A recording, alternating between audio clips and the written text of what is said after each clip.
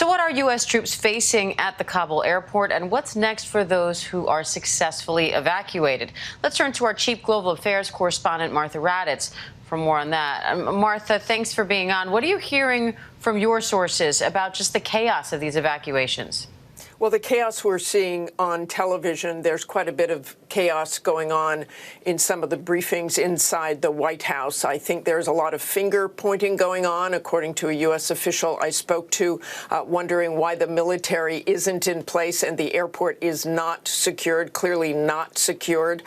They don't have a hard perimeter. They are watching some of these scenes, and I am told someone said, after there was a comparison to Saigon, said it's worse than Saigon. What the U.S. administration is trying to do is get the Taliban to help them organize convoys to get people out of the city and on to aircraft. The problem is they don't really trust the Taliban, the leaders they're talking to in Doha, and clearly the Taliban are all over the city, taking over several places. There are also unconfirmed reports, but this has been briefed at the White House among senior officials, unconfirmed reports that the Taliban is going door to door, looking for people who either worked for the Americans or who are part of Afghan special forces. So there is a great deal of concern at the White House. You can see those pictures of the Taliban throughout the city in hotels.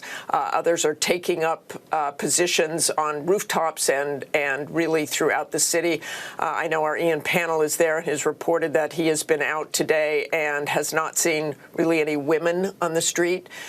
Women are in hiding, particularly women who have been outspoken in that country. There was a woman that I interviewed about 5 weeks ago who said she was determined to stay in Afghanistan and fight for women. She has now fled, and that is probably a very, very good idea that she has. Many, many other people would like to do the same.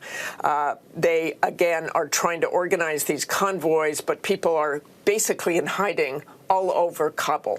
Afghans, Afghan nationals who helped the Americans. We talked to several of those people 5 weeks ago, and you're going to hear a very upbeat, not upbeat, but a very stark statement from President Biden, I think, about the efforts being made, and indeed there are efforts being made to get people out of there, but it is far more chaotic than described because people are literally in hiding. They have visas, some of them, but not nearly as many people as who need those visas to get out of there. It's literally in the tens of thousands, and I think it's probably just a couple of thousand who've already been taken out. And Martha, for those who have been able to make it out, where will they go? There's a massive effort right now in the government to find places for them to go. As we know, some will come to the United States. Others may go to some Middle East countries. They're looking at Muslim countries in particular to take these Afghan, which essentially will be refugees. There's another thing I want to say about this. We all look at these terrible, chaotic scenes and so hope that people can get out of there and be safe. But imagine these people who have done work for the United States, who risk their lives to work for the Americans and help them out during these past 20 years. They're going to be completely displaced. People are leaving without luggage, without anything, taking their families, gathering them up, don't know where they will end up, and essentially starting their lives over. One of the interpreters who I interviewed when I was there 5 weeks ago was shaking 5 weeks ago, absolutely shaking, said, we will be killed. We will be beheaded if the Taliban takes over Kabul. That person is still in hiding, does not yet have a visa to get out. He had 3 beautiful daughters. I keep thinking about them today. It is just a horrifying situation there. You know, and Martha, you're reporting from Afghanistan just 5 weeks, as you say, essentially foretold what we're watching from American commanders themselves who told you that the situation was not looking good. How did this come as a surprise? Did it come as a surprise to you? It doesn't sound like it. And do you think it did to the White House? You know, Terry, as soon as I landed in Kabul at the end of June, it just felt different. It felt dangerous. You talked to people who were terrified that the Taliban was going to take over. There were reports that they were getting closer to Kabul, and I know the Pentagon and others would say, no, they're outside of Kabul. They're outside of Kabul. definitely the intelligence community thought eventually there might be a takeover, but that was mostly 12, 16 months away. You didn't hear from anybody that it would be so immediate. We really underestimated what the Taliban is capable of doing. As you know, Terry, the Taliban fights dirty. This is not a regular army. They will take your children. They will behead your neighbor. They will do anything to threaten those people. So you had a lot of fence sitters, and apparently the Afghan security forces, which had corruption problems for many, many years as it was, just gave up. I mean, I've heard reports today that in the south and elsewhere, as soon as the Taliban moved in, those Afghan security forces just put down their rifles and either ran or just gave up. Also, another huge concern is the equipment. The Taliban is going to have all that equipment that we spent all that money on to give to the Afghan forces. When I first went into Afghanistan many, many, many years ago, I remember seeing the burned out Soviet tanks on the hillsides. We're going to see burned out American equipment all over Afghanistan. And Marsha, I want to touch on that because we had Jake Sullivan on, the National Security Advisor, this morning on Good Morning America, talking about the readiness of the Afghan forces. Listen to what he had to say. The president did not think it was inevitable that the Taliban were going to take control of Afghanistan. He thought the Afghan National Security Forces could step up and fight because we spent 20 years, tens of billions of dollars training them, giving them the best equipment, giving them support of U.S. forces for 20 years. And when push came to shove, they decided not to step up and fight for their country. So, Martha, what's your take on that response? Was the Afghan army unprepared or just unwilling to fight? And either way, why not after all these years of training? Well, I think the U.S. is going to have to take a very hard look at how we train foreign militaries. In Afghanistan, in Iraq, you had the problem in both places. I have really watched for these 2 decades the training of Afghan forces. And one of the problems is we put our values and our expectations on these Afghan forces. The illiteracy rate in Afghanistan is astronomical. You had people who wanted to be soldiers coming in who couldn't read. I mean, think about that. They're trying to teach them to read. They're trying to teach them to drive. They're trying to teach them to shoot. They can't really read a stop sign.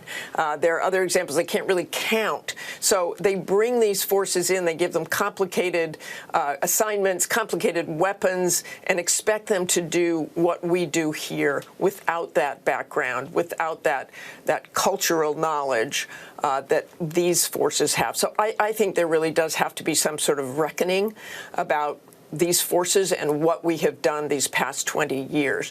Also, you know, you talk about the Afghan forces and just putting rifles down. I talk about that. If the Americans abandoned them, which so many years it was shoulder to shoulder, that was the motto, shoulder to shoulder, the U.S. and Afghan forces, and suddenly there is no shoulder to lean on. They ripped that Band-Aid off and got out of there. And of course, they got out of there before U.S. forces got out of there before the vulnerable Afghans were taken out. And I guess, Martha, also the question, what would they have been fighting for? What is the nation of Afghanistan? You mentioned you were there, as was I, years and years ago. The original mission to get rid of al-Qaeda, which had taken over a sovereign country to launch attacks around the world. That mission was accomplished. And then it became this, let's set up a democracy out there. What are the lessons as this tragedy unfolds today about the efforts that America made, not just to stand up an army, but to stand up a democracy? And there are policy decisions that the U.S. has to look at. I mean, I've said this is a failure of diplomacy. It's a failure of intelligence. It's a failure of military training. It's really a failure of what is it we were trying to do there. And it goes back decades. That what is it beyond going after al-Qaeda, beyond not having a safe haven for terrorists, which may well ramp up again? What is it we were trying to accomplish? There are people there who had an expectation from America. Look back at things that our presidents have said, George Bush, about helping young women, helping women get an education. We did that. There's an expectation that that would continue. I think that is nearly impossible now. We say we will keep providing aid, but with the Taliban in control, I don't know what's going to happen to those women, but they are in desperate shape right now, Terry. Well, and Martha, you just touched on my next question, because the Taliban takeover in Afghanistan, it is expected to have a dire impact on the freedom of those women, many of whom are now educated and they know exactly what they're giving up. So what happens to them now? And that's a good point. Many who are educated and many who weren't even born when the Taliban was in control. I think 62% of the country is under the age of 25. So even those who were born have very little memory of what it was like to have the Taliban there. I met a lovely young woman who had been blown up in her school a couple of months ago, a suicide bombing, and more than 80 others were killed in that bombing. And that girl was determined to go back to school. I keep thinking about her. What is going to happen to her? Is her education over? Is her life in danger? All right, Martha RADDATZ, as always, thank you, Martha, for your reporting and your analysis. You bet. Hi, everyone. George Stephanopoulos here. Thanks for checking out the ABC News YouTube channel. If you'd like to get more videos, show highlights, and watch live event coverage, click on the right over here to subscribe to our channel. And don't forget to download the ABC News app for breaking news alerts. Thanks for watching.